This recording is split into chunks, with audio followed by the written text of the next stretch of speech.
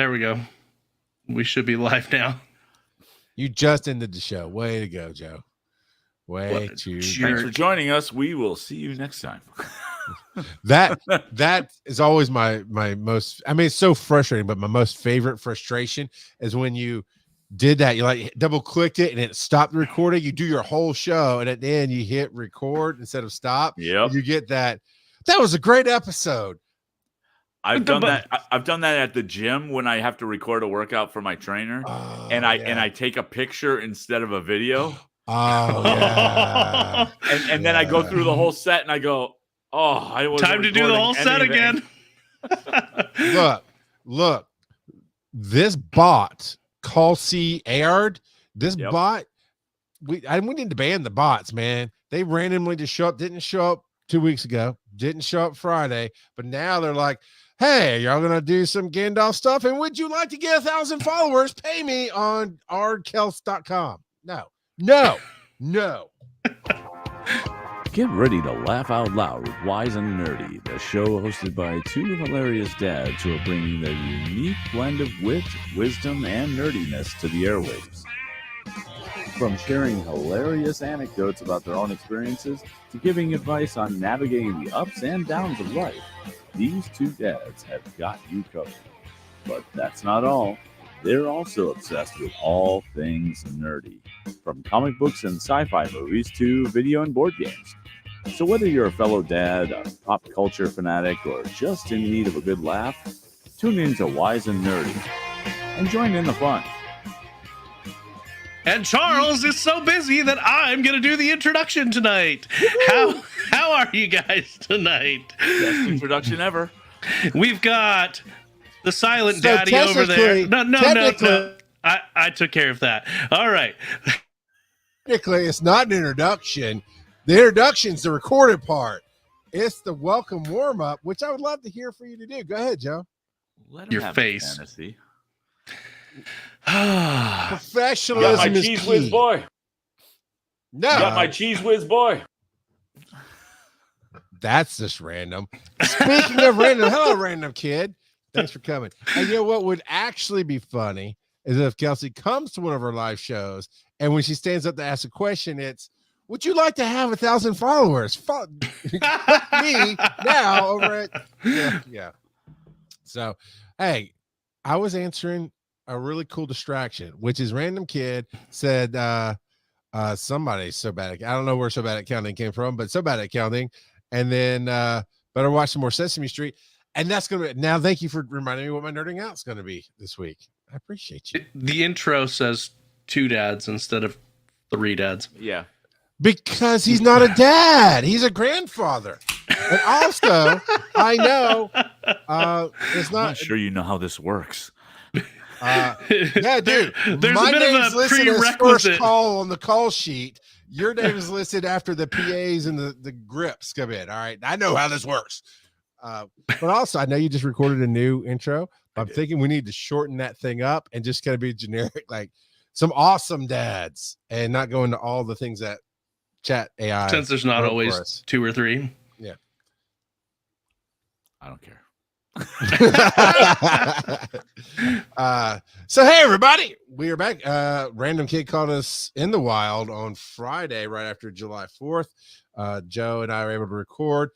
Kurt got caught up working, I think it was On I the thought we 4th? had mentioned doing On the it 5th. possibly on the 5th. Oh, on the 5th, I was working in the afternoon. Yeah. Which we knew that was a possibility. We had talked with a bunch of different ideas, and ultimately it just kind of worked that way. So go check out that episode coming out to your podcast soon. Or if you're listening to this in the year 2026, thanks for catching up. Sorry that America's in such a horrible state because 2 grandpas merged into one, and yeah, we crashed. Or you can just watch the stream VODs on YouTube. America's the blue screen of death right now. But that's neither here nor there. Kurt, Rip Van Daddy, how you doing? I'm doing fine. How are you doing? Did you put that, or did Joe put Rip Van Daddy on there? I put that. I like it. You're taking back sleepiness and making it old. Yeah, and I've been sleeping for the last couple of weeks. I wish. Dude, right? I've been so tired lately. So tired. And I texted Tyra Burton today. It's like, hey, what you doing? So, I do that before I call her because I never know if she's grading or whatever. And she's like, yeah, I was just about to get up from a nap. I'm like, I'm so jealous. So jealous. Yeah. So good. But yeah, I can't nap very well either. So, what are you going to do? Not sleep? Not sleep. That's right. It's the question of the week. Oh, I thought you were going to jump in, Joe. All right. So this is, we have a speak pipe from Devo about this, apparently. Great. Yes. So the question is, what is a nerd? Oh, I thought the question was in the speak pipe. That's why I didn't read it. Okay. Recently, I was just talking to one of my coworkers. He's a young 20-ish, has all the pop head, the Batman, some stuff around his desk, swag. We were talking about something in general, and he made a comment and said, well, it's great that geek culture has, become mainstream. And I began to think about that. What is geek culture and what is being a nerd relative to today's definition versus when I was a young boy, when I was young? If you were a nerd or a geek, it had some pretty negative connotations, really bordered on, let's face it, bullying, if you will. Personally, I was always in the comic books. I was also very much got in programming pretty young, probably 14, the Apple II, Commodores. My mom got it at a garage sale. Now, I was also a wrestler. And that gave me a little bit of a cred as I got older. Not many people mess with me. You didn't mess with the wrestlers. I wasn't a mean kid. I didn't pick on anybody. I was the guy that got picked on. So I didn't feel that need. But at the same time, I feel that over time, being nerdy has become a little bit more positive. My daughter, for example, she is extremely popular. Very, very, very social. But she has this little nerdy side. She likes math. She likes technology.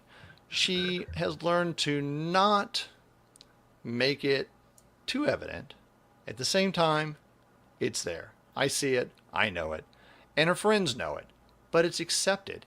And if anything, they love her for it, which is really cool. And I really like that change, that paradigm change that we're seeing in the world today. So it has different meanings over time, I think. But I feel like today it's a much better thing. Now, geek, that was a tough one. That is still a pejorative term, I think, in my opinion. But again, kind of varies. So I guess the question is, what is a nerd versus what is a geek? When you grow up in the 1900s, like Kurt did, it has a different meaning there. What do you think, Kurt? What do you think, Joe? What's your definitions? I'll go. That's fine. So for me, nerd implies a focused obsession on a particular area. So, and you can be a nerd of multiple things, but it's like when I was growing up, I was a computer nerd, I was a video game nerd and comic book nerd, and because I was one of the guys that would have those discussions of who would win in a superhero fight. Pick your two and let's just talk about it. And so there's that aspect of things.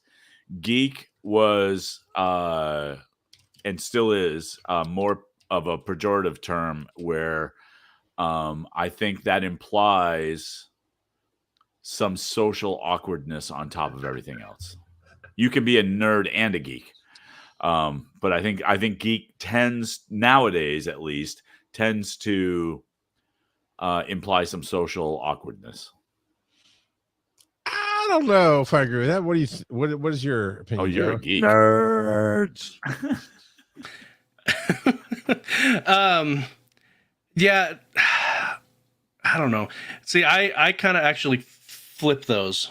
Do you? Yeah, where the nerd in my book has the social awkwardness and tends to have a more book smart intelligence, whereas a geek is more.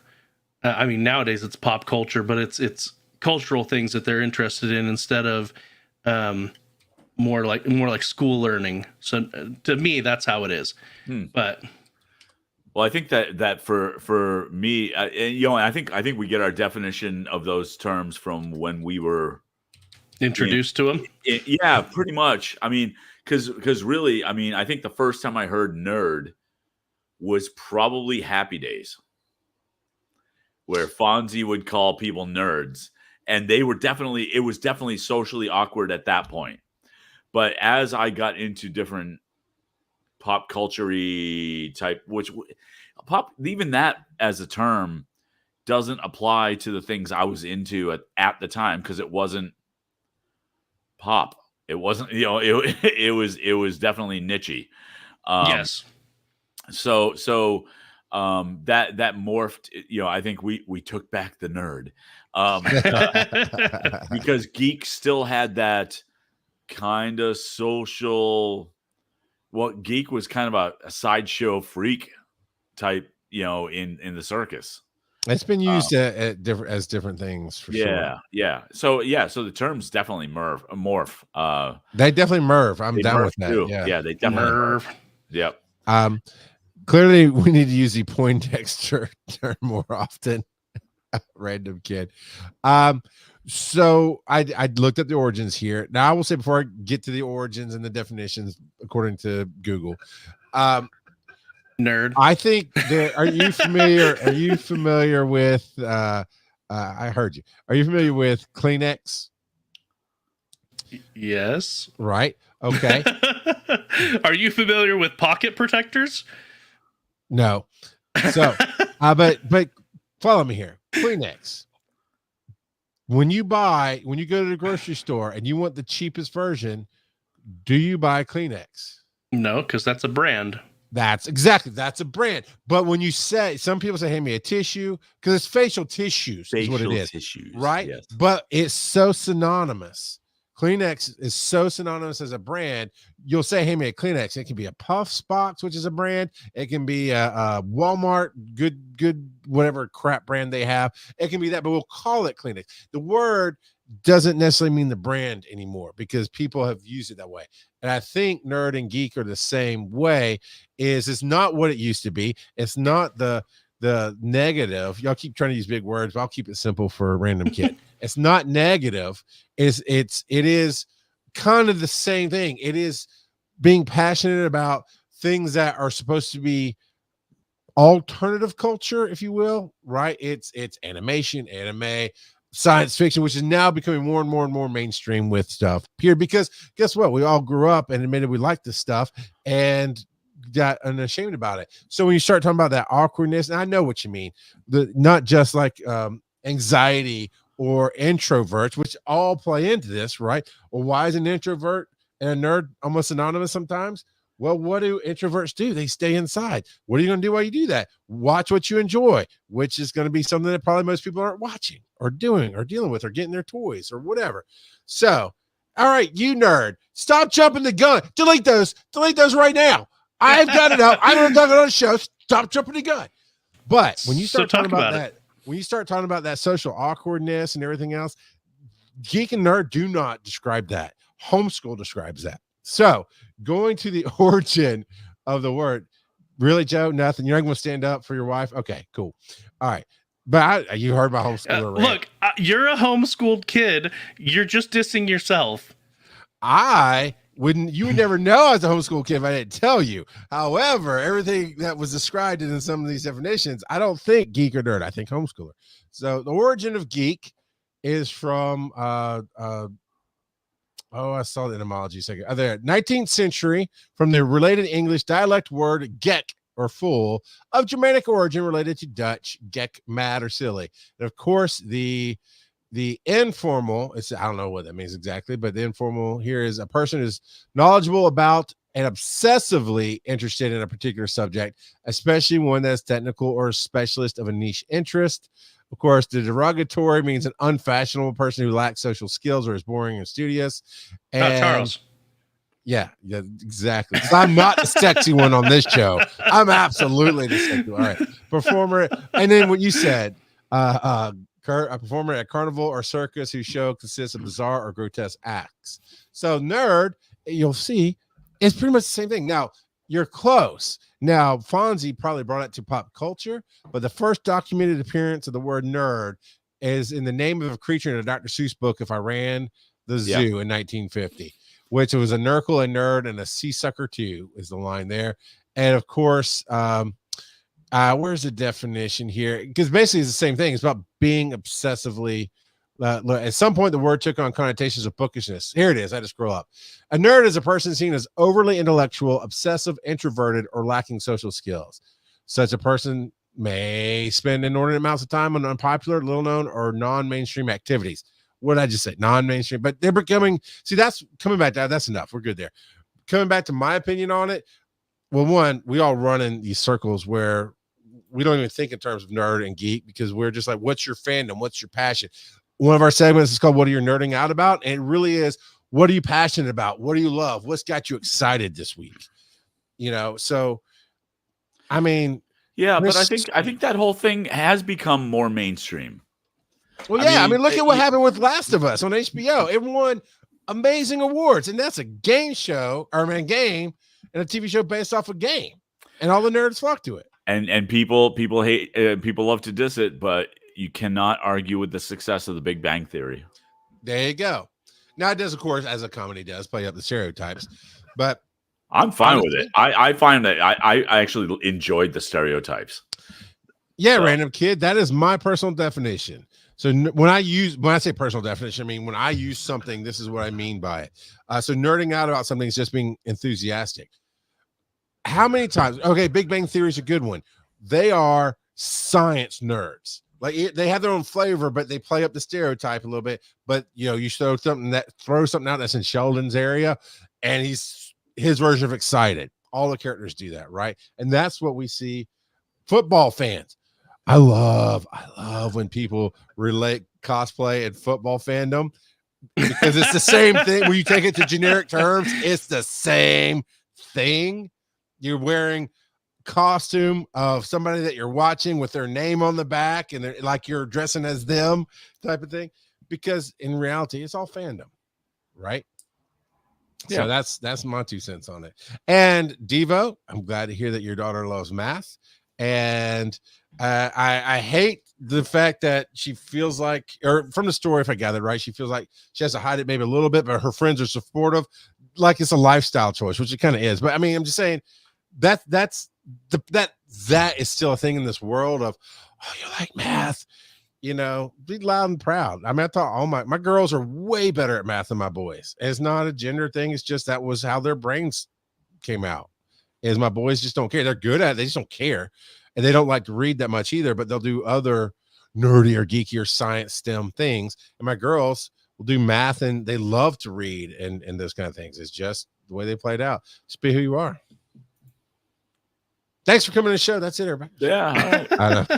But roll that dice. Kurt singing the song. I love it. What are you nerding about? But that's a good one. My biggest fan. I understand. Kurt, here, let me translate.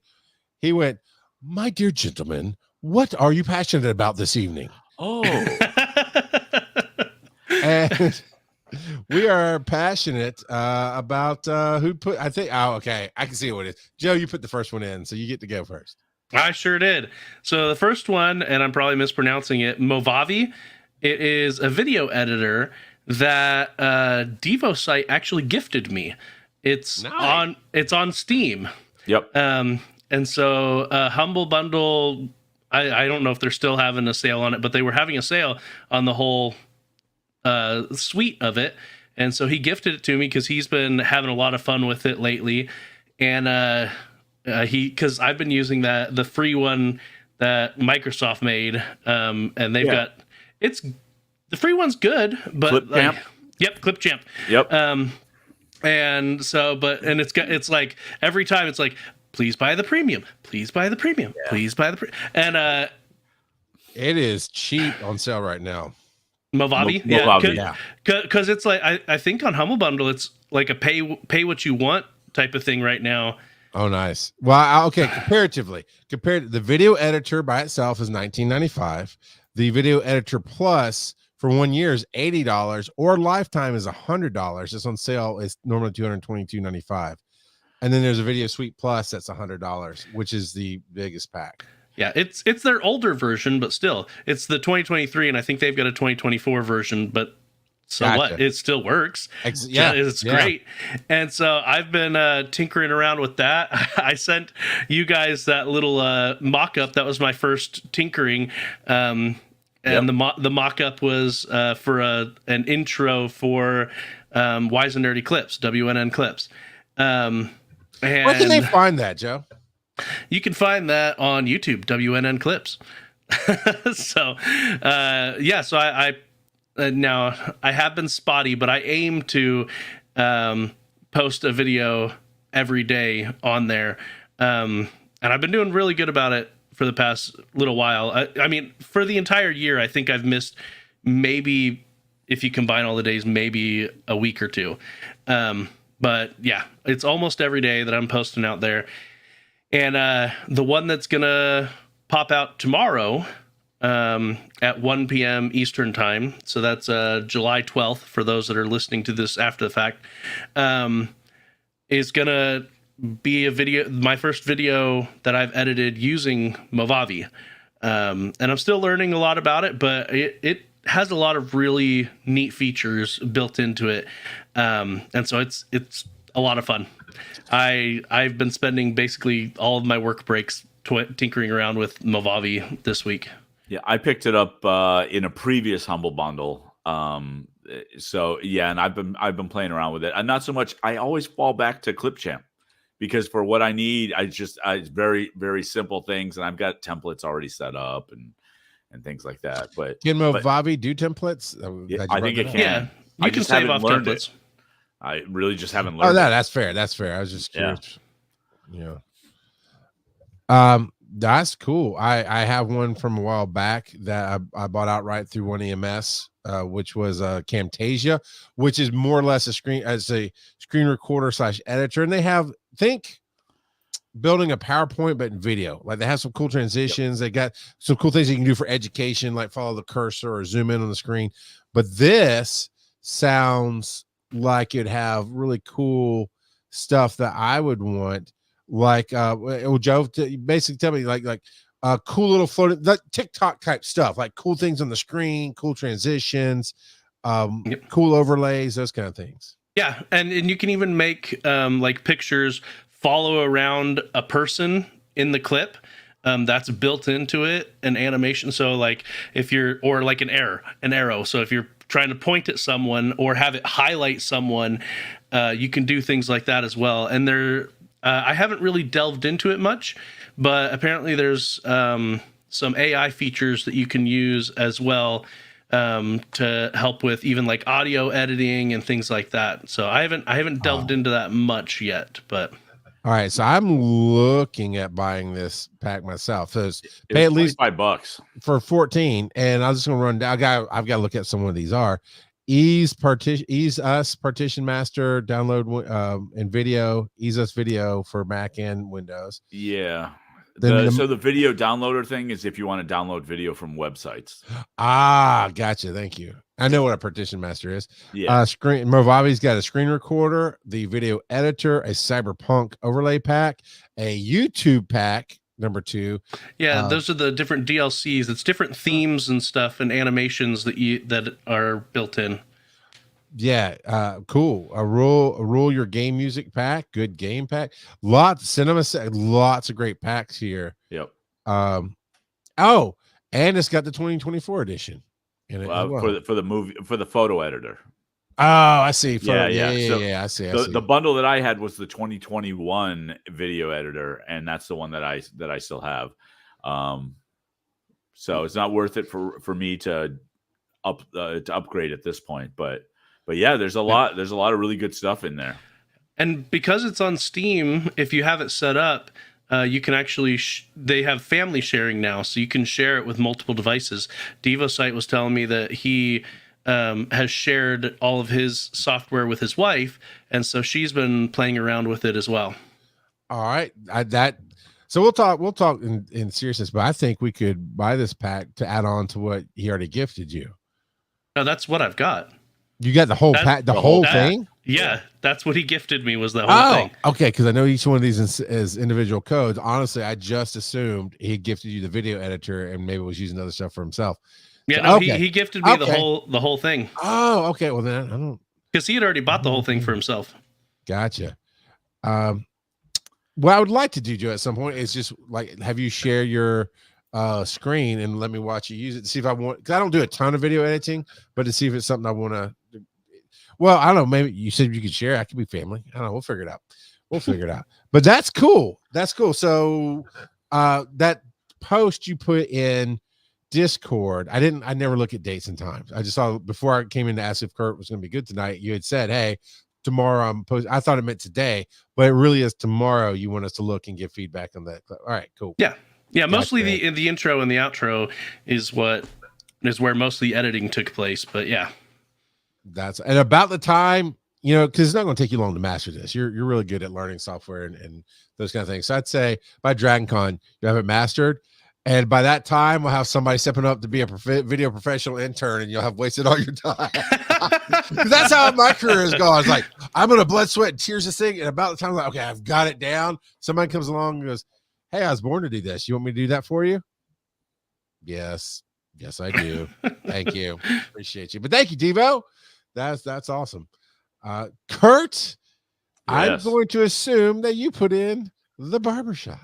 I did. The 2000s movie with Ice Cube. Yep, that's exactly what it's all about. So last week was the International Convention for the Barbershop Harmony Society. And a large part of that convention is a competition aspect. And the competition is barbershop quartets and barbershop choruses. And what it is the top 60 barbershop quartets from around the world this year happened to converge on Cleveland, and they go through a quarterfinal round, which gets winnowed down to 20 quartets out of the 60, and then a top 10 round, the finals, which basically happens on Saturday night. For the choruses, it's 40 choruses, and it's just one round. And so they do a webcast every year, and I watch almost all of it. Just have it on. I thought you were going to say you were in it. No. In fact, I competed at the local level this year and didn't quite make it because I have a brand new quartet that I'm singing with right now. So we're hoping to make a run next year, but the best of the best is basically professional level singing. It's like ridiculously talented. So, but I particularly this week, every year I get obsessed with barbershop, and it's just because the level of talent is ridiculous. So, and the competition's been going on since 1938. All wow. right. Okay. I wonder if they're going to do anything special in 14 years for their 100-year anniversary. Almost certainly. They usually try to. So they're going to do 64-part harmony. Yeah, that's not the way that works, but yeah, sure. It's like, okay, everyone is assigned their specific note to sing. Exactly. Yes. Right. Oh man. Well, Kurt, of course, I would hope you would tell us before you competed in something like that, so we could like if you made it to some level that we could watch along live and do the Waldorf and Statler on you while you're performing. Yeah, absolutely. I've been to a number of those conventions in person. I've competed in my quartet 1 year where we competed in Toronto, And my chorus, I competed with, God, a dozen times. And because this is where the art form started and where the majority of the singers are, it's in the United States. So I've been to a number of different cities to compete. It's a great time. There's usually 5,000 to 10,000 people that show up at the convention. So it's not a huge convention, but it's just a week of just immersive music. Nice. So Rando says, who else wants to see Kurt on America's Got Talent? not nearly talented enough. I've watched America's Got Talent. Yeah, you are. You can at least get to the auditions easily. Yeah, not so much. But thank you. If you do want to see a sample of my singing, you can go to my TikTok. Yeah, there's been some good ones there. It's tiktok.com/rockgodofpodcasting. So which usually ends up in a 404, so you got to go to VO by Kurt. Have you ever desired to work at Disney on one of the barbershop quartets? Oh yeah. And I've known people who do that. So the big groups at Disney are the Dapper Dans, who are the barbershop quartet on Main Street, and I've known some people who have done that. Okay. And then the other big group is in Epcot, and they're called Voices of Liberty.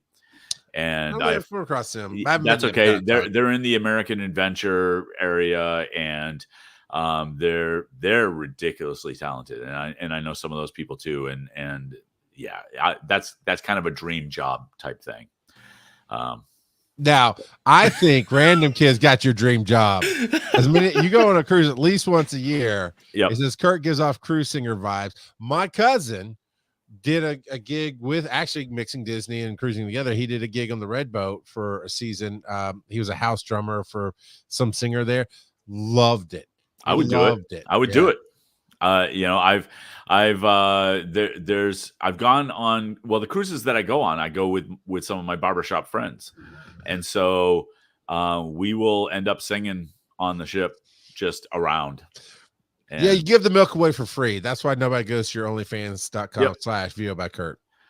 Well, I was going to say imaginary nomad, but whatever. What? I'm not giving him any more press. No, I thought you were going to say any more money. I'd rather talk. I've paid him plenty of money. Wait, no, I'm talking about bots. So, hey, you know what? Nope, you gave it all just to look, man. You can't, as much as you try to make this family friendly, Joe. You cannot tame a gangster from the streets like me. I come from the streets, from the Sesame Streets, and it was rough. I was there before Big Bird looked like Big Bird, right? I was there before he was Skinny Bird was real. He kind of was. If you go back and watch the documentary that I watched this week that I'm so in love with, I think I found it on Freevee, but it's called Street Gang: How I Got to Sesame Street. Oh, nice. And it's a documentary they worked on. It's older. I was a little worried, to be truthful. You guys, how familiar are you with pop Christian culture in the 90s? It actually went mainstream as a series of books that became all this other stuff. Chicken Soup for the Soul. Yeah. Oh, yeah. Yeah. You guys recognize them? I go, oh yeah. So does my wife, because we had tons of people around. And it wasn't bad. It just was not for me. That's who made this documentary. I was like, oh no. But it actually was good. It, like says, older. I don't know what kept it from being published before, because I just heard about it about a year ago. And I don't know why it didn't get the funding it should have. It's almost like, because it's not like they would do a documentary today, right? This was not made, and I don't think even in the last decade. I think it was made. Well, I know for a fact it was made at least between 2010 and 2016, because the director of Sesame Street passed away from, I think, Lou Gehrig's disease, and he's in this documentary. Older and more modern, and talking about the days past, right? It is, but it's phenomenal. It's phenomenal. because I don't want to go into the chicken soup for this whole thing and why it bothers me, but I said, well, you know what? If nothing else, they are so saccharine positive. There's not going to be a dark light shown on one of my most beloved things in culture. And there wasn't. It was very truthful. Like the first actor to play Gordon left for his own reasons. And they talked to his, I think he's passed away. So they talked to his widow. They talked to his daughter, who's famous. I can't remember. Poppy, I think is her name. I can't remember her last name. But she's an actress that I've seen in things. And everybody, there was no super negatives. They just were honest about the situation. The situation was his heart was in a different direction than what he thought Sesame Street. And to be fair, what Sesame Street could even do then, to be honest. So the original Gordon was Matt Robinson. Yes. His daughter was Holly Robinson. Holly. I don't know where I got Poppy. Yeah, Holly Robinson. Yeah. Yep, there you go. Yeah. Good Googling. Yeah, thank you. So I did watch a Sesame Street documentary at one point, and it did go a little dark. Okay.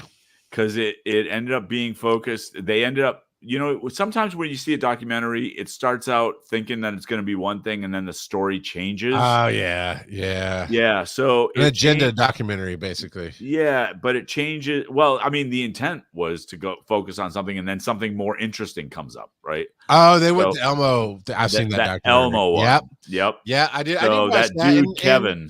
Yeah. Honestly, if we actually watched the same one, which we probably did, because I don't remember the name of it, and it's fine.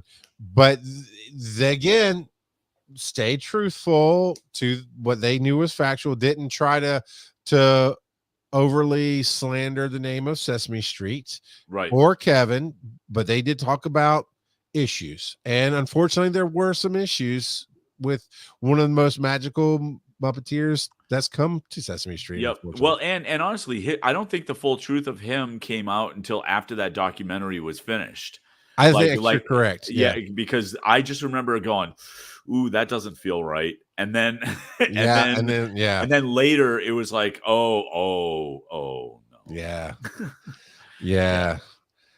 So Joe, Sesame Street is this amazing show that's been on since the '60s. That with a big purple dinosaur. Yep. Of all the jokes you could imagine, I mean, you could have gone Bluey on that one. Of all the jokes, you had to go Grimace. You don't remember Barney Lupkus? I do remember when Snuffy was imaginary, and that lasted for a solid year. Is he no longer imaginary? Yeah, no, they revealed him finally. Oh, which was silly. Do you have a favorite moment from Sesame Street, or favorite? I won't even say favorite. Most memorable. That's hard, man. I've watched so much. So who's your favorite Muppet? I know who yours is, Charles. Yeah, I'm like, come on, that's easy. But Gert, you answer. That is rough. That's a good one, Joe. I might say Rolf. My boy. He's not on Sesame Street, though. He said Muppet. You all right? You're right. I'm sorry. I just assumed Sesame Street. Yeah, Rolf. Yes, Rolf's my boy. So we Muppet Show versus Sesame Street. I go Animal Muppet Show, and I go Cookie Monster Sesame Street. I go Grover for Sesame Street. Sesame Street. I go Mana guy. Mana. I don't know for a fact, but my ear tells me that the same voice that did that is Dr. Teeth in the Muppets. Almost certainly. A lot of those guys did multiple voices. Frank Oz and Oh man. So here's the other thing about that documentary. And you're right, Joe. I mean, I don't want to bypass that. Grover is one of the best. One of the early things they showed in this documentary was one of the first skits with Grover was Near and Far. And I couldn't help myself. I'm like, near? Far near. I'm just smiling as I can. Just loved it. Yeah. Super Grover. Then the waiter Grover. I mean, let's just say it. Let's just call it what it is. Grover invented Mad TV. Okay. That's just what it is. All right. But just so much because I have a hardback coffee table book about the history of Sesame Street, and that's when I learned the facts I was about to get into. When I say Sesame Street, what name comes to mind to you? Not a Muppet, a human. What name comes to mind? Like, who's behind it? Who's the Jim power? Henson. Yeah. Right? Mm-mm.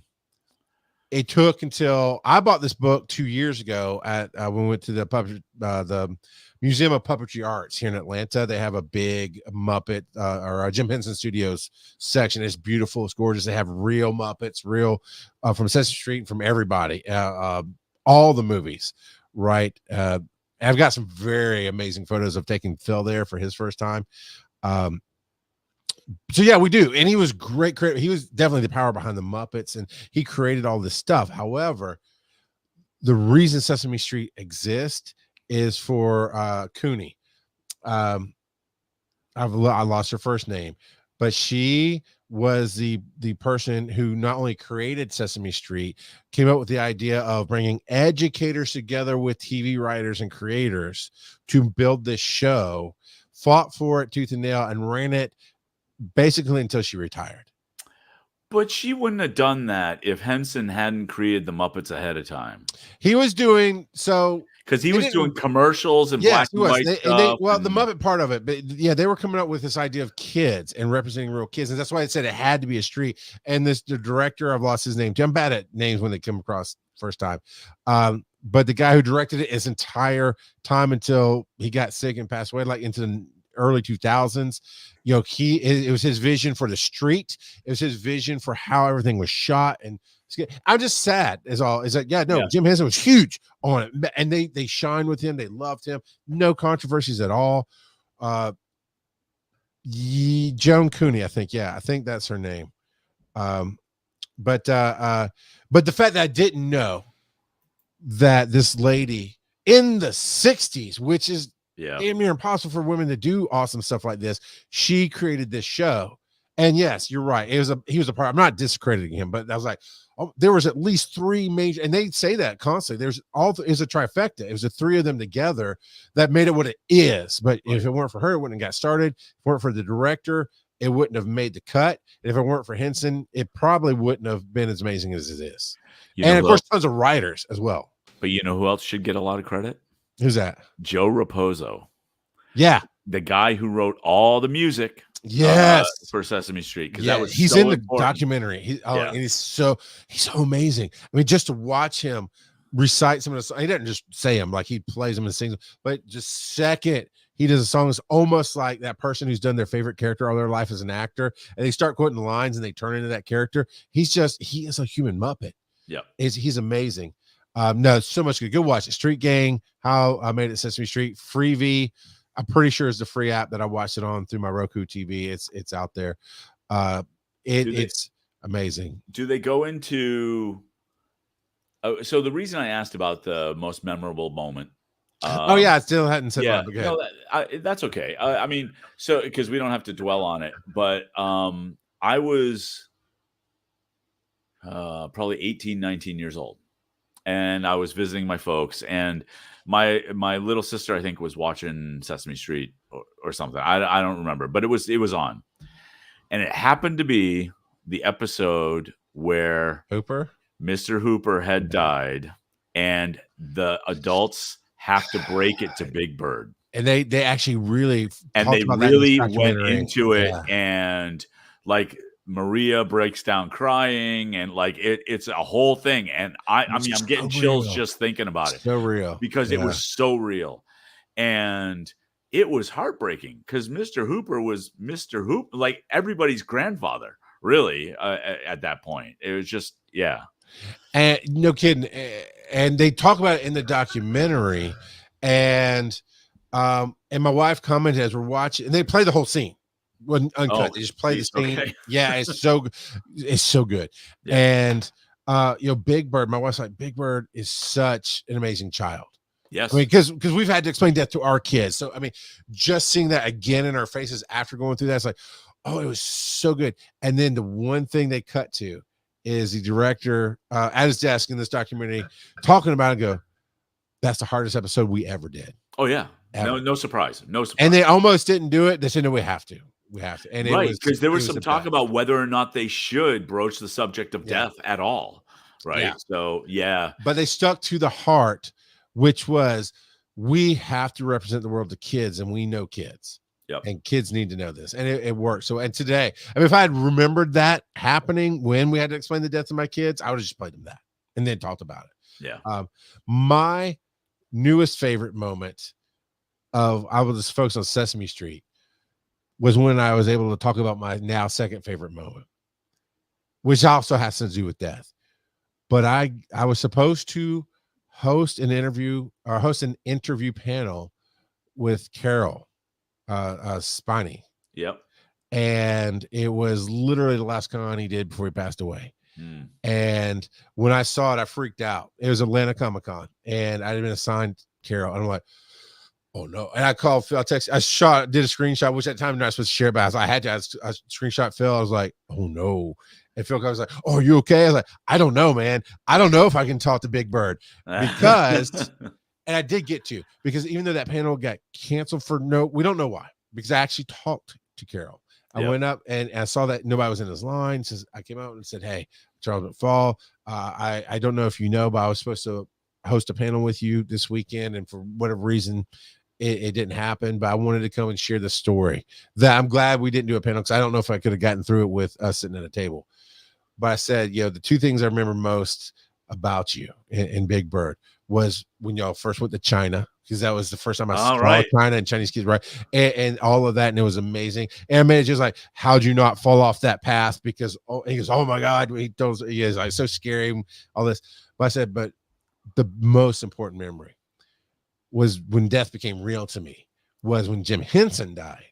It hit. And I was very sad. And then they're showing the funeral live on PBS. And I see Big Bird going into the church. And then later he sings, "It's Not Easy Being Green." Yeah. I got to talk to him about that. Yeah. It was great. Yeah. Yeah. That I'd forgotten about the funeral, because I watched that, I think just recently, like, and maybe end of last year. And when Big Bird came out, I had to pause, because I couldn't do it. Like because he plays him such like an innocent kid so consistently that you believe. Yeah. And it's just so good. It's just so good. I grew up in the church, having to go to funerals of people I never knew, because my dad was doing a funeral, and that the way they framed that shot. And I was a Catholic church in New York, I think, but still recognizable front of a church with the steps and people falling in. And I'd seen that over and over and knew what they were doing. But then to see Big Bird do that. Yeah. But then to bring it back to, that's my biggest memory, is be able to talk to Carol about that. And he stood up and gave me a hug. I was like, oh my God. And then about a month later, he really went downhill, and shortly after that passed away. And so I got to talk to him. Joe, I found some of these fun, but I didn't know about the Fisher Price NES game. So talk about your Sesame Street stuff was a NES game, huh? Yeah. Try following up death, but go ahead. Yeah. Yeah. Some of my earliest memories of Sesame Street are a couple of NES games that my parents had bought for me, and they were basic. I mean, they were learning games, is what they really were. One was matching the shapes and trying to do it quickly, like put the car over in the outline of the car, and then there was literally just the memory game, where it was a bunch of cards that were randomized, and that was a Grover's memory game, if I remember correctly. It might have been. There was also a segment with the vampire, the Count, and he went through your numbers with you. And so, those are some of my earliest memories, is playing those NES games, because it was, at least at that young age, it was some of the only ones that I could actually feel accomplished in, because, trying to play Zelda as a 4-year-old, I could get to the first dungeon, and that's about it. I got lost. So, but those are some of my earliest, Nintendo memories as well, is those Sesame Street games. And the only appropriate voice, I think, to hit this is our good friend Bob. Roll that dice. That's very Sesame Street voice to me. How do I?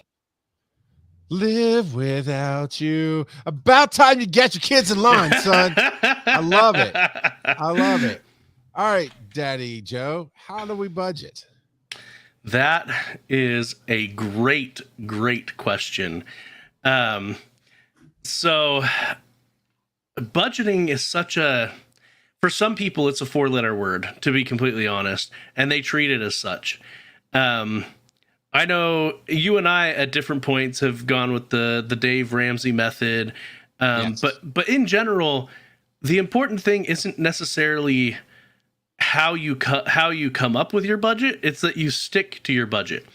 And to be completely honest, before you even start a budget per se, at least a definitive budget that you're going to stick with, you need to keep track of what you're spending, because your budget isn't gonna even be close to realistic until you actually know what your expenses are. And so, that first month where you want to do a budget, obviously if you're doing a budget, you need to be conscientious of what you're spending in general, but keep track of what you're spending, put it into different categories, like, okay, this is how much I spent on groceries, this is how much I spent on eating out, this was my utilities, my rent or mortgage, my all these different things. Write it all down. And then after you do that for a month, brainstorm with, if you have a significant other or family member, whoever's living with you, brainstorm on stuff that is not a monthly expenditure so that you can plan for that as well. So things like car insurance, which is often paid, every 6 months or every 12 months, depending on your plan.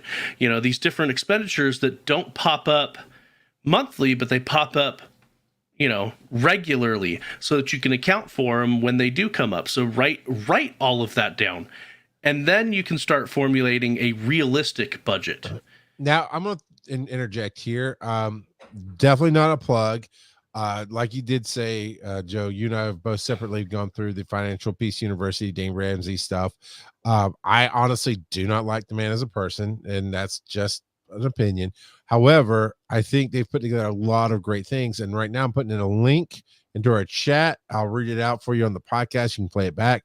RamseySolutions.com. That's RAMSEY solutions.com/budgeting/useful-forms. And it's all free.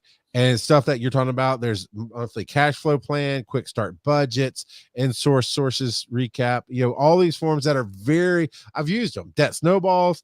It's very helpful, and they're like I said, they're free, and you can print them off, and it'll help you get started. Because I found, Joe, in the early days of my marriage, I've learned since the early days of my marriage, there's a difference between cash flow and budget. And a cash flow is usually how we manage our house of going, like you said, I got to pay this much for car payment, pay this, and pay this. And you make that list. And that means you just got to make more than what that list is. Whereas at least on a business scale, and I don't know so much for a house, but I think it does apply, that a budget is, this is how much money you have to allocate, and every last penny has to go somewhere. And you're coming at it from that standpoint versus what I spent. And there's multiple forms that help you through those different things, specifically there, and makes it simple. Because I found, I'll toss it back to you, Kurt, after this. I found when I first started talking about these things with my wife, newlyweds, right? The cash flow one worked for us better, but it was so hard to stick to it because, like, oh, well, I do have to pay these bills, but I have this much money in my bank, but then you spend it and you don't track it right, and you're being loosey goosey. But then when we tried to do a budget for everything, it was overwhelming, and so I needed that almost middle school level speech of, this is how you do a budget. It doesn't have to be this big accounting thing. So that was my experience. Kurt, what's your experience been? Yeah, so I've had success and failures when it comes to budgeting. Right. All of us except Joe, the 1%er, right? Yeah. But he's young, so he has time. Still waiting for that midlife crisis. Yes. Sorry, Kelsey. I think that what I try to do, and not always successfully, but what I try to do is make sure I understand all the money that's going out of the house, and how much that should be, and then make sure I have enough income to cover that. But one of the tools that I've used and still do to a certain extent is NerdWallet. Okay. I've heard of it. It's a website, and you do have to give it access to certain, you can have it plug right into your bank, so it pulls the information, but it does a great job of analyzing the types of things you spend money on, all the money that goes out, and categorizes it in a much better way, and it puts the information in such a manner that you can actually visualize better. It instead of being as overwhelming, it'll do things like, you spent this much on groceries, not every week, every day, whatever. It's just for this month, you spent this much on groceries. So is it free? Yes. Wow. Okay. So I've used, well, okay. So Joe, I think you're okay. Go ahead, Kurt. Oh, I'm sorry. So, but it's not just the bank. Like, it'll plug into anything you give it. So, credit reports, it'll tell you if your credit score goes up or down based on the loans that you have outstanding and your payment history and all of that. And then it will give you tips and tricks to improve things. And so it's a little bit more hand-holdy. But sometimes that's what we need, right? Yeah. So, Joe, I'm going to set this up to see what you think, but it is off of that hand-holdy idea. Oh, I've been using Rocket Money for a little bit, and it's like, pay what you think it's worth. And I was like, I'll give you $10 a month. And now they do something different. Well, I don't know. You didn't listen. I don't know. But Rocket Money's big push is, hey, we'll find like your subscriptions that you forgot about, and you give us authority. We'll renegotiate the bill, or we'll let you know, hey, you need to cancel it, whatever. And I only have like 2 accounts of that affects. And I'm already on top of both those accounts. My problem, Joe, is I don't log in enough to help it build a budget, because I got to categorize different things, and I just haven't spent the time. Do you find it hard to spend time on building that or working with that kind of software, or do you even use software? To be completely honest, my wife primarily does our budget these days. I make the money and she spends it. I know what you mean. But that was good. But yeah, no, she is doing a stellar job on working on our budget and working to pay down the debts that we've accrued over the last few years. Now that I've got a better paying job and everything, she's knocking it out of the park, to be completely honest. But she keeps everything pen and paper.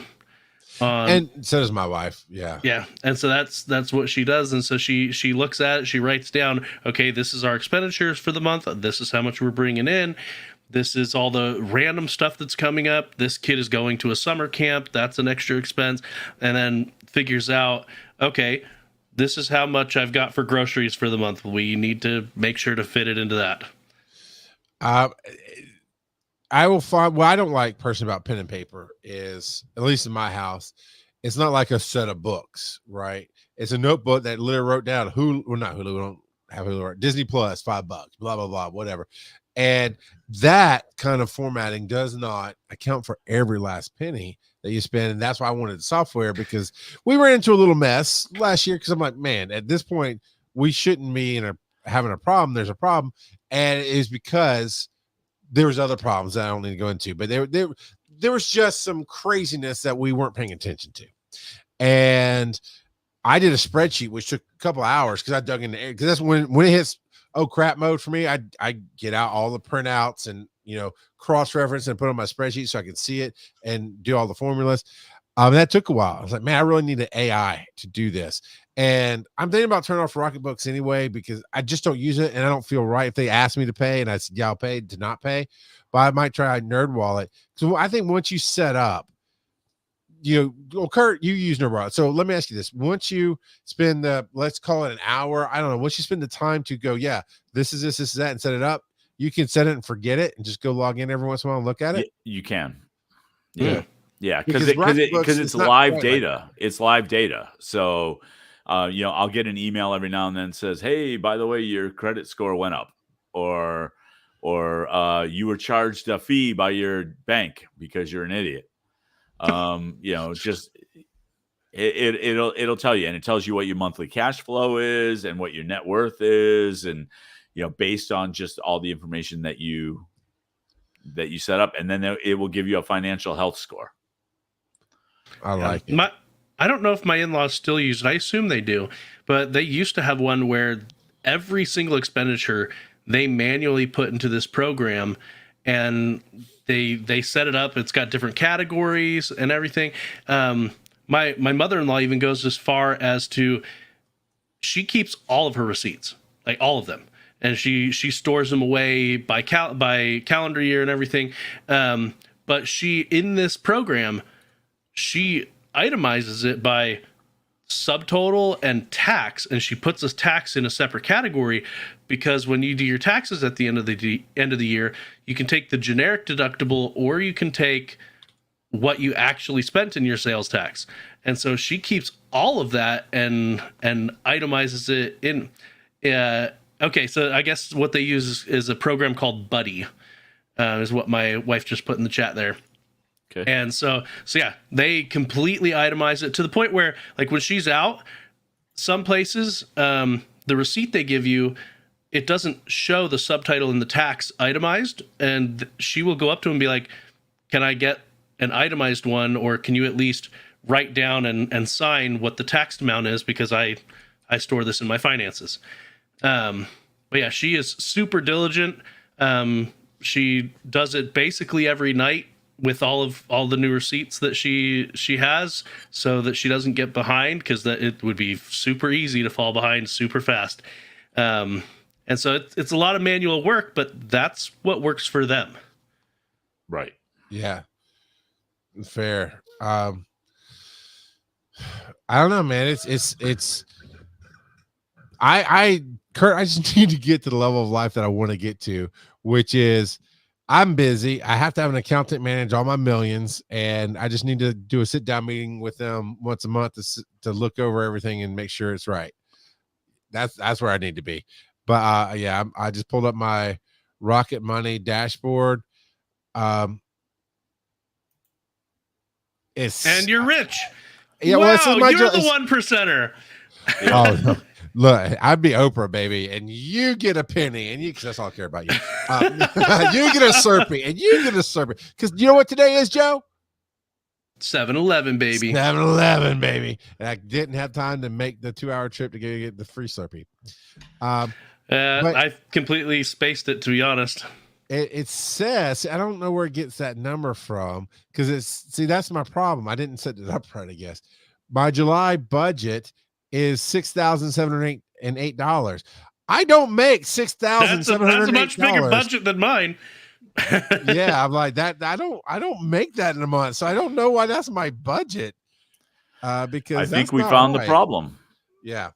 So I find new is fresh. And so for no other reason than that, and Kurt's already on it, I'm going to turn off my Rocket Money account and start a Nerd Wallet. Plus, I like the Nerd Wallet. And then maybe one day we can tell you why is it nerdy is brought to you by Nerd Wallet, because nothing's nerdier than tracking your money, baby. And it's wise and nerdy. But Joe won't use it because he's a Roll that dice. Fatherly advice. Okay, well, I gotta classify this. All right, Kurt, right. That was the face I made on Friday. This weird voice, number 2. That's not a segment at all. Comes up and says that. I'm like, what's going on here? So we did not get through the whole audio, but there's an audio that you are a part of as well. Ooh. That has been sent to us, that there were some timey-wimey things that happened with it, and it went sideways. So tonight will actually be the first time we hear the whole thing from start to finish. Really? Joe, what, about 3 minutes, you said? Yes. So we'll count. This will be our commercial break, but here is our commercial break. Hey, Dad, may I ask you for some advice, please? Sure, son. So at work, my boss is trying to act like he's really cool, but like he's really just acting like a jerk. Yeah, that's tough. Well, here's a story that my father told me that might help. A man was walking along the beach in deep thought. At work, things weren't so good. His boss was overbearing and never asking him to work late and on weekends. To make things worse, the boss had decided, for reasons unknown, that they were friends. Coming to his cubicle, trying to chat it up with him over nonsensical topics the man really didn't care about. As he walked, thinking about what to do, he came across a beautiful ornate bottle. He picked it up, opened it, and out popped a genie. The genie rose in the air and looked down upon him and said, O great master of the bottle, I will grant you 3 wishes. A joy he hadn't felt for a long time washed over him, but before he could say anything, the genie, with a mischievous but sad look in his eyes, said, I was placed in the bottle under a curse. There are stipulations. You cannot wish to release me, for I can only be released if my master dies not having asked for any wishes. You cannot wish to harm another person, and for every one of your wishes, the one who you despise the most in life, such as Mike Woodard, will receive double. He sat down on the beach and began to up. think long and hard, for he knew his boss would be the one to benefit from his wishes. For my first wish, I want a beautiful beachfront house that I can live in for the rest of my life. The genie said, Dirty. Your wish is my command. Suddenly a beachfront house appeared, and the genie handed him the keys and the deed. But then a house twice as large and twice as splendid appeared to the side of the house, for the one whom he most despised. Not greedy, but a practical man, he asked, I wish for a fortune that will sustain me for the rest of my life, and more some. Your wish More some? is my command. The man sat down on the deck of his new house to think about his last wish. While thinking, he heard a voice that sent chills down his spine. His boss. His boss walked over and said, Wow, can you believe it? I won the grand jackpot for the lottery today, and a second lottery for this house that I didn't even enter. The man said to his boss. Come over. I have something to show you. The man summoned the genie.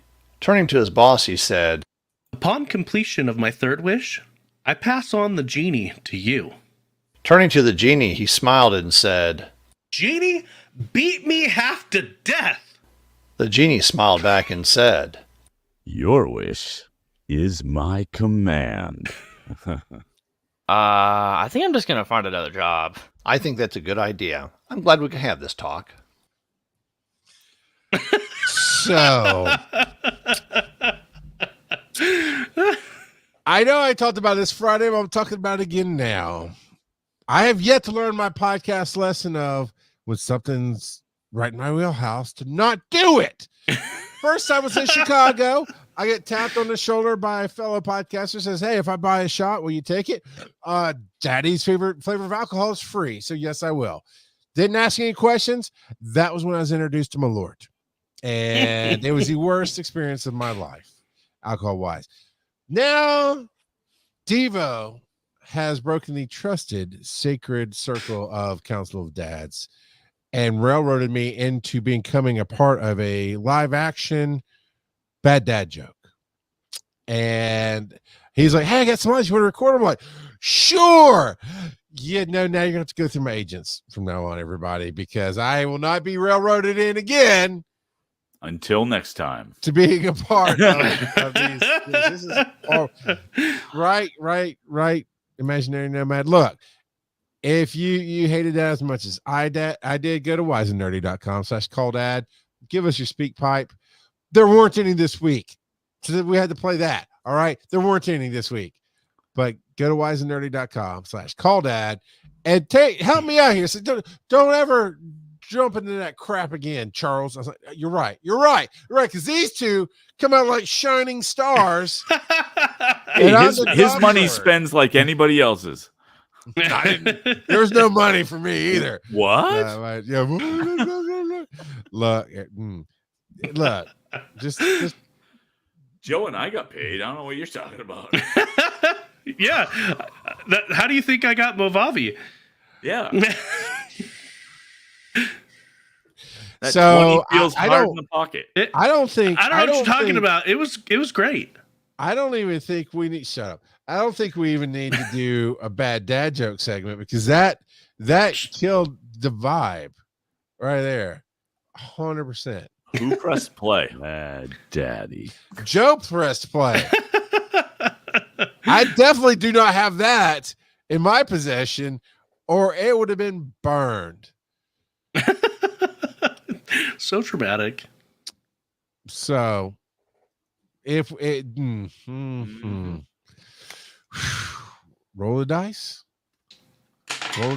and the fit tonight is my lime green 1 EMS jersey. Bad So, dad joke. Your favorite. you're lying, I am Mormon. not. I rolled a 1 and a 6, and we've already done one. All right. So a man approaches a librarian and asks if they have any books on turtles. She asks, hardback? He responds, yeah, with little heads. That's to me. You just burn right through the punchline every time, and then you just wait. You wait for me to crack because I've tried not to look at your face because you're so podcast listeners. Smarmy? Is that the word That's you like? a great word for it. He is just like a 3-year-old who you let believe tricked them, or they tricked you rather, and they just had that look in their face like, "Oh, I gotcha." That's how he tells these jokes every single time. See, Kurt didn't even back you up on that one. It was so bad. Yeah, I mean, I'm still kind of focused on the money thing. Like, Joe, why is money called dough? No, Why? No, Because no, we all no, need it. no. Daddy. Oh, no, he's wiping the tears from his Oh. eyes. So good. You know what, Kurt? You know what? Roll that dice. Mike Woodard, rest of the night. Okay. It's personal story time. All right. Yeah, it sounded just like Mike Woodard. That's because I don't have all the buttons under my control. I Because know. I signed a crappy 10-year contract and didn't read the fine print. So I brought the personal story time because I want to know from you guys, what is the weirdest way a body part has fallen asleep on you? And so Kurt's face. I have a qualifying question. I qualify the question. Does the body part have to belong to us? Now I want to hear that story. So no, sir, it does not have to belong to us. I want to hear that. Because it happened to me tonight. I was sitting at the dinner table. I get up and somehow I'd pinned something, sat wrong, and one leg was gone numb, and like Frankenstein dragging it to the fridge to get some water. But the weirdest way, honestly, for me, was on a road trip. Where I sat down and I was like, "Oh, that didn't feel right." And my wife's like, "What's wrong?" I was like, "I don't know, it's fine," because it didn't hurt after that. And we drove for like 3 hours somewhere, and I go to get out of the car and fall out of the car because my legs don't work anymore. And that's no buenos. Did you Pins smell and toast? needles. Did I smell toast? No, I'm not Mike. All right, fair enough. They came back to work, whereas Mike never did. Come back to work. I mean, that's never mind. Why you gotta be so sad? Big Bird, man. Big Bird. Big Bird brought everything down. They did. Mother plucker. All right. So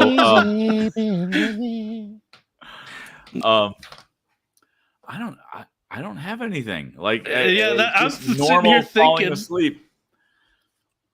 Okay. Well, okay. So what's the weirdest thing you've had to do to? Most people just Walk it sit off. there and walk it, but you can't really walk it off. It's like this weird little hobbling step. So hobble it off. So Joe has deep vein thrombosis like every other Tuesday, and he's used to having to drag his legs across the ground. Kurt's not been around for those nights. We don't normally talk on Tuesday nights. Right. Used to. The second Tuesday of every week, but of every week. Yeah. How many Tuesdays are in your week? 3. Somebody accidentally said it that way today. They said it instead of like every day that ends in Y, or every Tuesday or something like that. Blah blah. They said the second Tuesday of every week. So I'm going to use that and see if people catch on, because that's funny. But yeah, I don't have the patience to hobble it off, Joe. If my leg falls asleep, my arm falls asleep, or my hands, because sometimes you'll sleep on your arm wrong and your hands fall asleep, I'll like punch my leg. I gotta go. I cannot spend 10 minutes waiting for this stupid foot to come back. It away. takes 10 minutes for you. He just Not literal, Joe. Have you met me? Nope. He just keeps stabbing himself in the leg with a knife until he feels something. Anything. Look, I can't feel it. I got so drunk. I got so drunk one night. I punched my leg as hard as I could. It didn't feel it, and realized, well, that was a really bad idea, because it's still going to leave a mark. You felt it the next day? No, actually, it's fine. Then how do you know you did it? I don't black out. I don't black out at all. I'll tell that story in the after. We'll do that in the after show. I'll tell the story of how I drank a whole 750 milliliter bottle of cheap vodka. Not intentionally, but kind of intentionally. How do you unintentionally drink? Well, patrons, you'll find out, won't you? Patreon.com. Going great. Patreon.com/wise_and_nerdy. Any amount gets you into the Discord and gets you the RSS. Mitt, after that story, our listeners are going to have to massage their ears to wake them back up.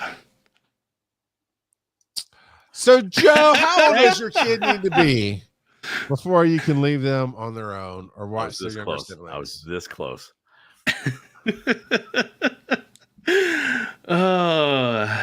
Well, so there's a couple of different ways to approach this, because there are definitely legal precedents in basically every state, being out of the United States, for when you can leave a child on their own or when they can babysit.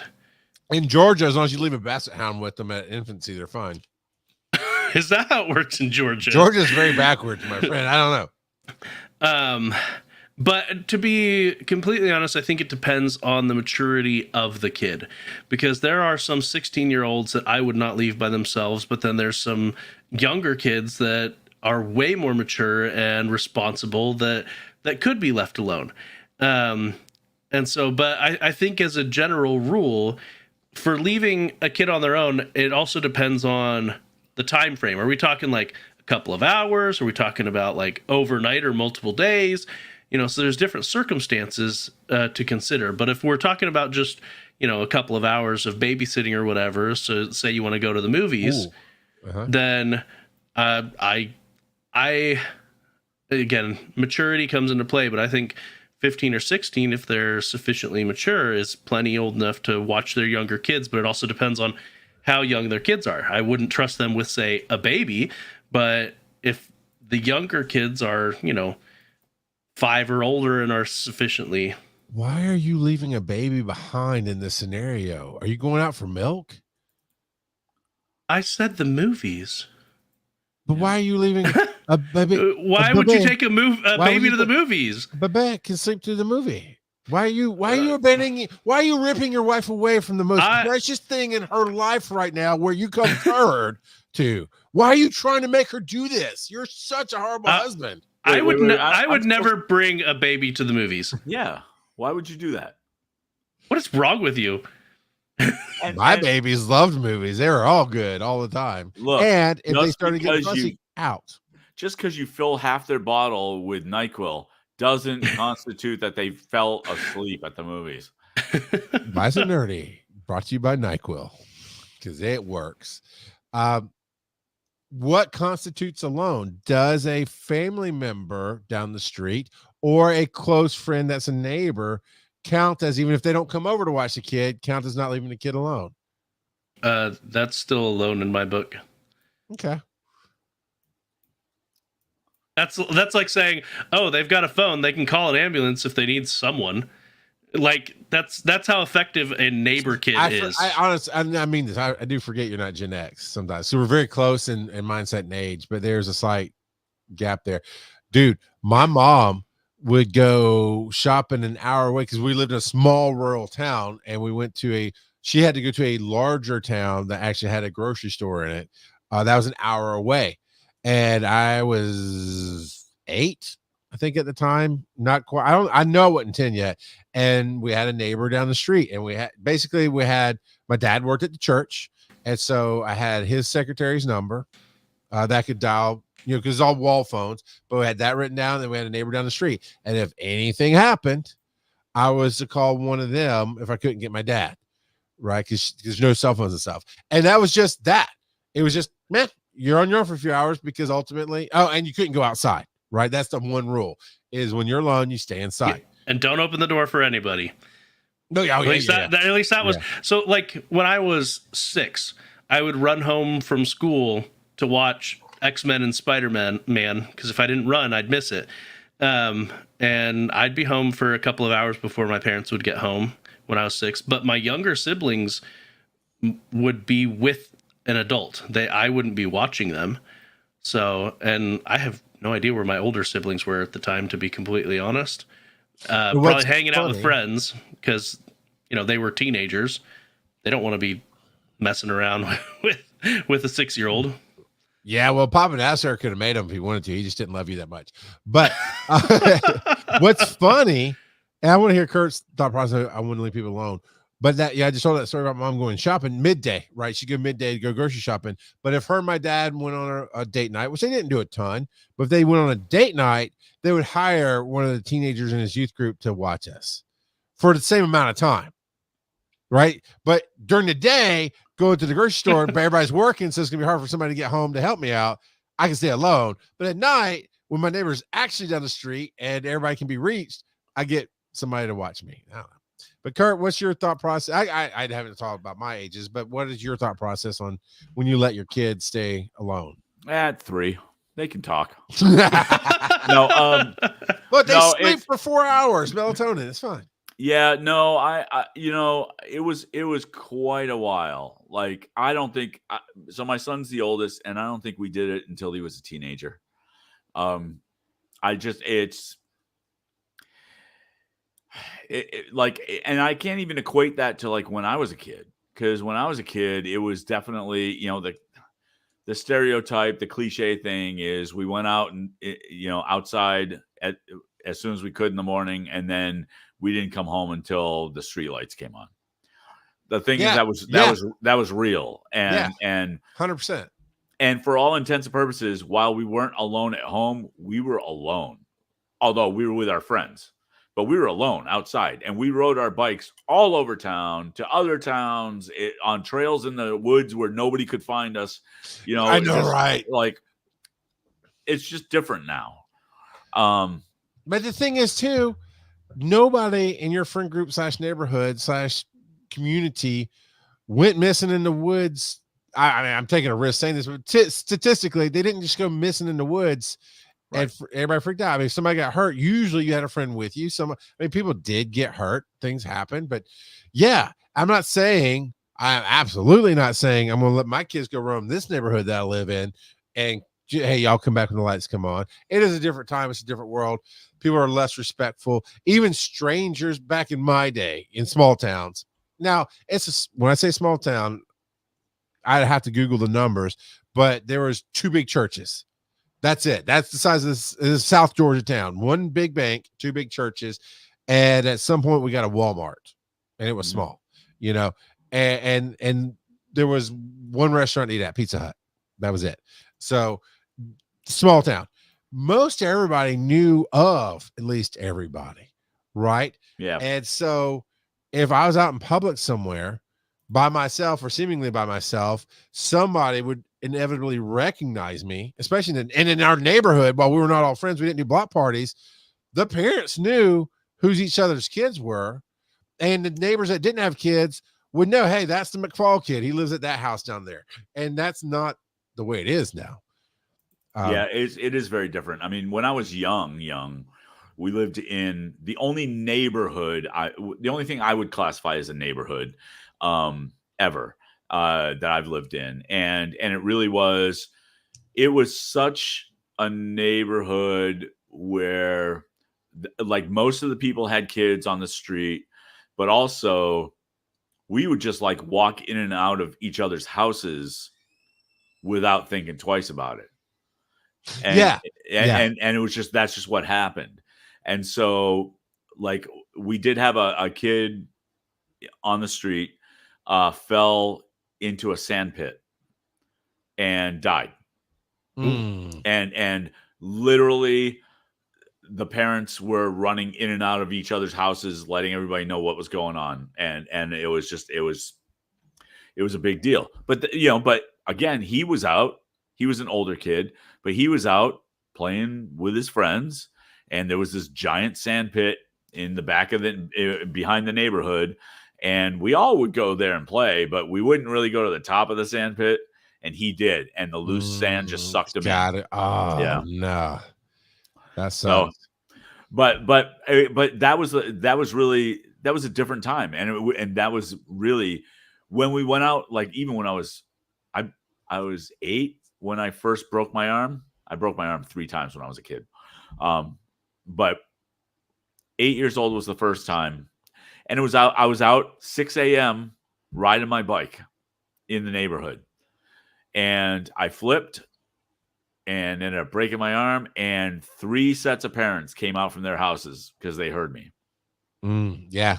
So yeah, in a way, the neighborhood was like one giant house, that we were all there for. When I whatever age I was, on the neighbor's trampoline with the neighbor kids, and I stepped wrong, my knee hit the bar, my foot went under the mattress, the trampoline mattress, and my head hit the ground. So I hyperextended my knee, and apparently I blacked out for a second because I don't remember screaming, but apparently I let out a scream that my mom heard it 5 houses down and just instinctively knew it was me. And the person who owned the house was like, and they backed the station wagon up into the backyard like an ambulance and load me into the back of it, take me to the local ER. It was different times. But back to the question, Joe, of I think you nailed it about how old should they be, right? It's about maturity levels.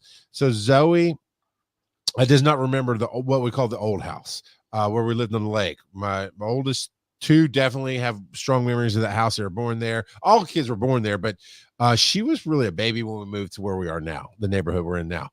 So she didn't remember that. So she was fairly young, but toddler range. I think I don't remember exactly what year we moved over here, but it's just, say she was around 3-ish.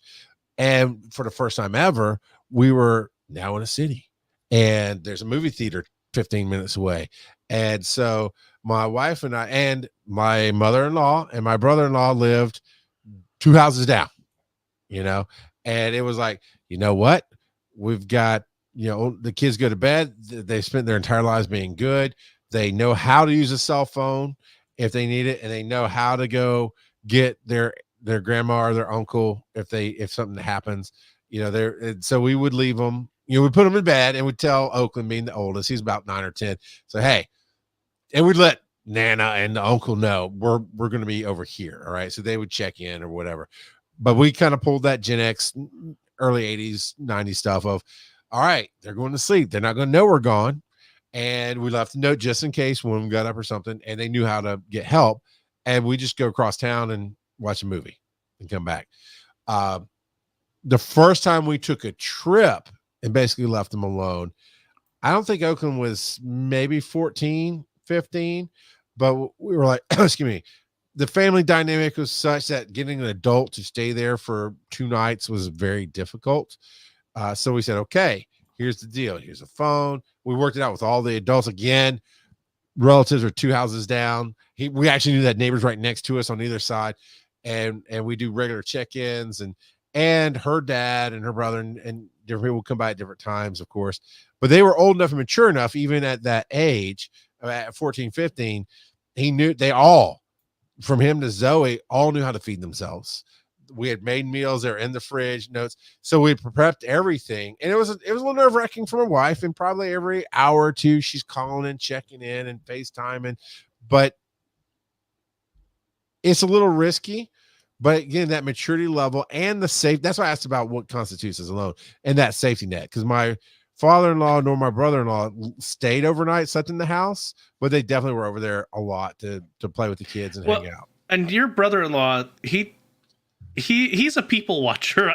Yeah. And he'll just wander over randomly to your house all the time. And so you don't even have to ask him, and he keeps an eye on your house. Even if you don't want him to. Yeah, especially if you don't want him to. 100%. So, any other thoughts on that, Joe? No, I think we just about covered all of that. Yeah, I mean, it's a good question there. Yeah. Yeah, I think that came to us from Random Kid last week, right? Or the week before? Yeah, you're supposed to make a note And note about it. We definitely credit who it comes from. What would that be under? How do I? No, not under how do I? You put Council of Dads. What do you think about? And then I think it was Random Kid, but I'm pretty sure it was Random Kid. Yeah. So there you go. Well, thank you, Random Kid, and thank you everybody for coming out and being a part of our show this evening. We love you all. Come on and be a part of the family. Dads on social media. Charles at Rock God of Podcasting. Joe at Joseph_Ard. Check out the website, wiseandnerdy.com. And as always, they may not be your father, but they'll always be your daddy. Get up, Mike. At VO by Kurt. All over the place at VO by Kurt. Yeah, you got it right. Get up, Mike.